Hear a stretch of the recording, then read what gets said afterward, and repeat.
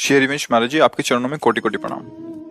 हे गुरुदेव, कुछ दिन पूर्व मेरे शरीर के एक पुत्र ने आत्महत्या कर लिया था। आपके सत्संग एवं कृपा के प्रभाव से घटना मुझ पर तो बहुत अधिक हाविक नहीं हो पाई, परंतु घर की परिस्थितियां, विशेषकर शरीर की पत्नी और अन्य पुत्र अधिक विचलित हैं। हे गुरुदेव, मैंने आपसे सुना है कि शरणागत के जीवन में जो कुछ भी अच्छा बुरा होता है, परिणाम उसका मंगल ही होता है, परंतु अल्पमति होने के कारण ये भय होता है कि कहीं मैं भटक ना जाऊं। महाराज जी, आपसे करवत प्रार्थना है जिससे श्री जी के चरणों में, मेरे गुरु चरणों में अगाध भक्ति हो, ऐसी आज्ञा करें। देखो, जीव कर्म विवश होकर के आता है और कर्म विवश होकर के ही जाता है। हम लोग उसे अपने संबंध में देखने के कारण प्रियता लगा लेते हैं। मेरा पुत्र है, मैं इसके बिना कैसे जी सकता था, यदि भगवान की शरण में था तो भगवान ने इसकी रक्षा क्यों नहीं की। हम भगवान की शरण में तो कर्म बंधन भी मिटा सकते थे। ऐसा एक बार भागवत, श्रीमद् भागवत में चित्रकेतु नाम के राजा थे। बहुत सी रानियां थी और उनके कोई संतान नहीं थी और बड़े धर्म से चलते थे। जब धर्मात्मा पुरुष किसी संकट में होता है तो उसे महात्मा का सानिध्य प्रदान किया जाता है। ये सृष्टि का क्रम है। जब किसी वास्तविक धर्म में चलने वाला होगा तो उसको किसी न किसी महात्मा का सानिध्य प्रदान कर दिया जाता है। तो देवर्षि नारद जी और अंगिरा जी पधारे तो चित्रकेतु उदास चित्त बैठे हुए थे। तो कहा कि आप ऐसे उदास कैसे? जो धर्म का ज्ञान रखता है, धर्म से चलता है, उसके चेहरे पर उदासी ठीक नहीं होती। तो उनका, महाराज, इस समय मेरा मन पुत्र मोह से युक्त है, मुझे संतान चाहिए, आपका ज्ञान उपदेश नहीं।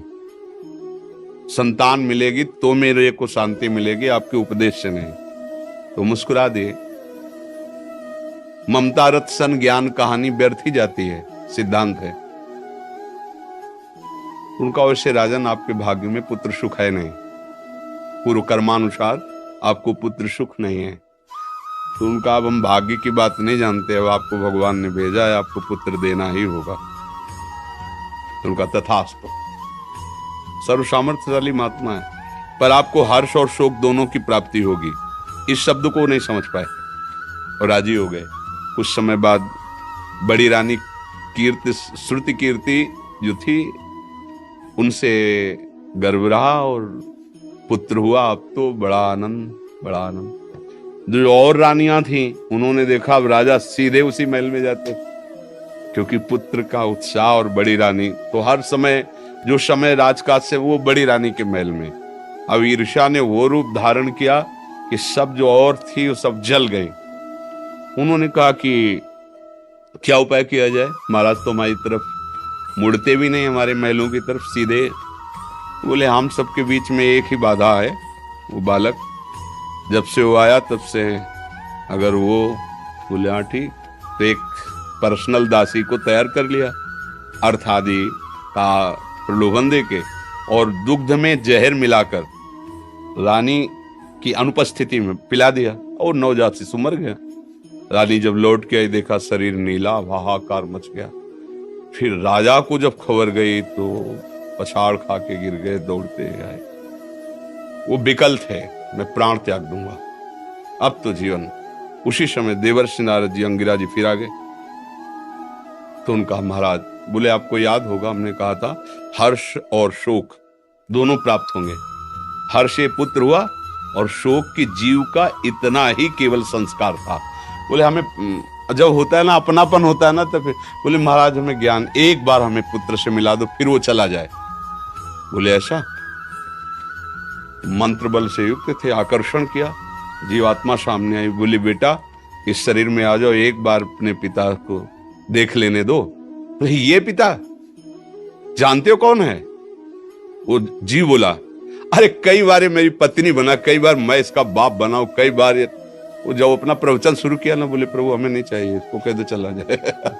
ये हम लोग रहस्य नहीं जानते ना कर्म का, इसलिए हम सब दुखी होते हैं। एक दृष्टांत से ही समझ में आता है। दो मित्र थे, वो बंबई गए, व्यापार नौकरी करेंगे। पहले होटल में नौकरी की, धीरे धीरे थोड़ा धन आया, थोड़ा व्यापार करना शुरू किया। ऐसा व्यापार चला कि उन्होंने खुद होटल खोल लिया, बड़ा होटल, लाखों रुपया कमाई दोनों मित्र की। अब एक मित्र ने विचार किया कि एक को अगर मार देते तो पूरे होटल का मालिक मैं हो जाऊंगा। और उसको विश्वास था कि हमारा दोस्त है, उसने जहर मिला दिया, वो मर गया। कुछ दिन बाद वो अपने घर आया तो उन गांव वाले ने पूछा, तो बोले हमारे साथ थोड़ी कर रहे थे, हमारे साथ चले थे पर वो अलग चले गए थे, हमें पता नहीं कहां चले गए, कैसे रहे। अब तो होटल में खूब पैसा आ रहा, जमीन खरीदी, मकान बनाया, सुंदर ब्याह किया। कुछ समय बाद लड़का पैदा हुआ, उसको अब इतना ऐश्वर्य, खूब पढ़ाना लिखाना, अमेरिका भेजा पढ़ाने के लिए।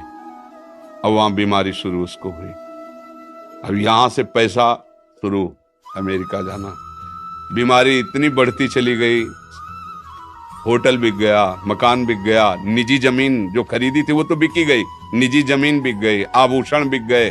स्थिति ये हो गई कि खाने को नहीं रह गए, अमेरिका से बुलाया, गोद में रख के रो रहे थे कि अब प्राण के सिवा हमारे पास कुछ नहीं बचा।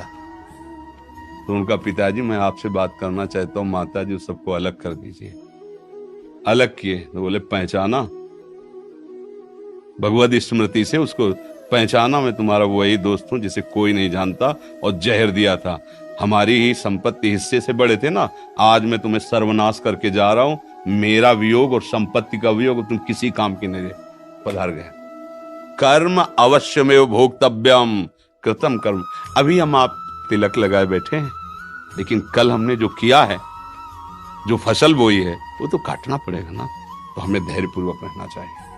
उस जीव का इतने ही समय तक और ऐसी ही गति होनी थी, और मुझे उसे दुख भोगना था। वो राधा राधा राधा, आगे बढ़ो, ये भगवत मार्ग है, आगे बढ़ो, उसकी चिंता मत करो। जितने समय, ये सरकारी खेल है, जिस ऑफिस में, जिस बंगला में, जिस गाड़ी में जितने मिनट के लिए आदेश है, उसके बाद तुम उसको, तुम्हारी वो गाड़ी नहीं, तुम्हारा बंगला नहीं।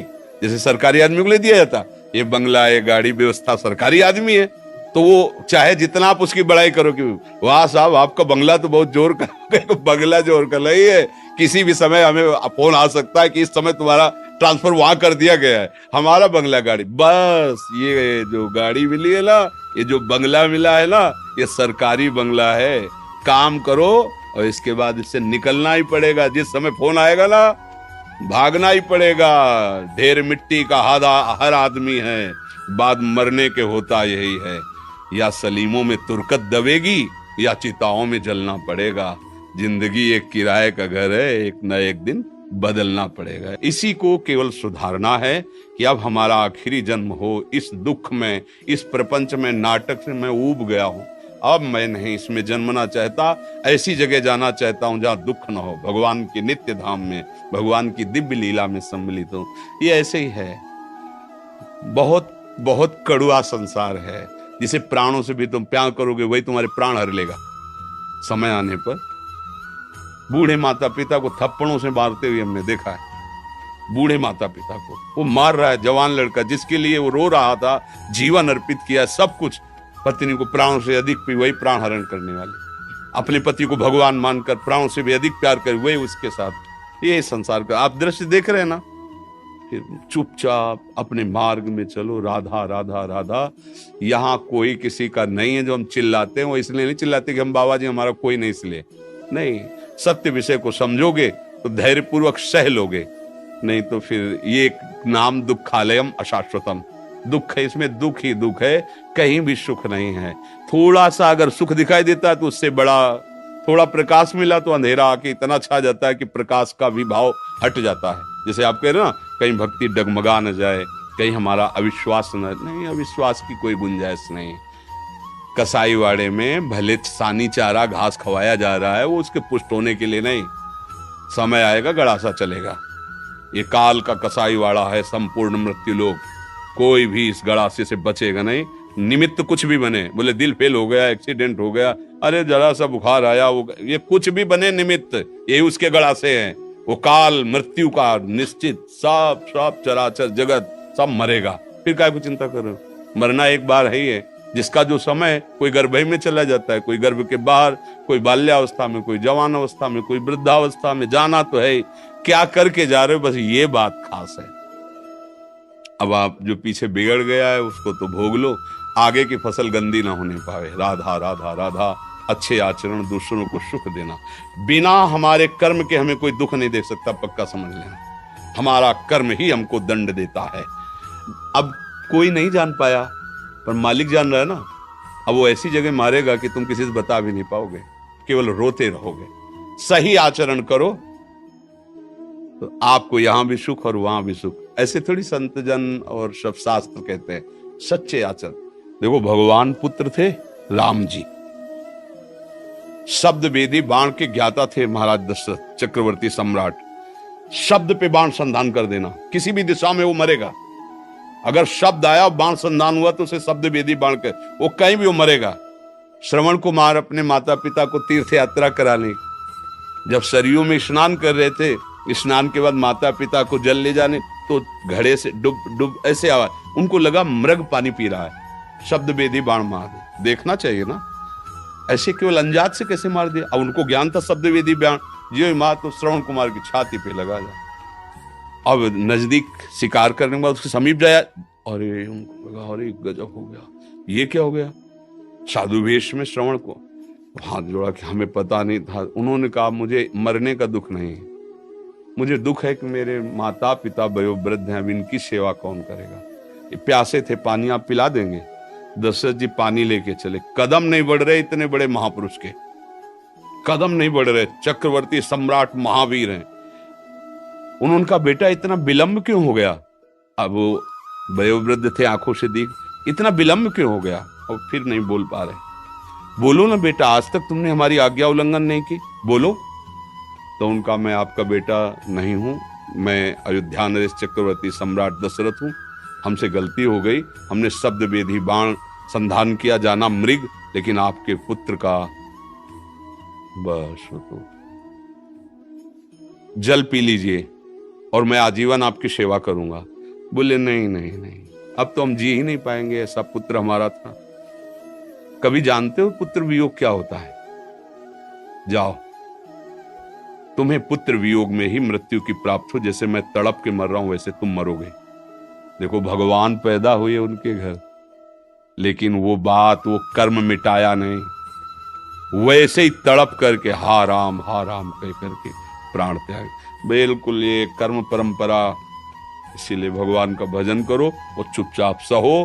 पीछे की फसल हमें जो है वो भोगनी पड़ेगी, आगे ऐसा तैयार करो कि हम दुख न भोगें, कोई हमसे अशुभ कर्म न बने।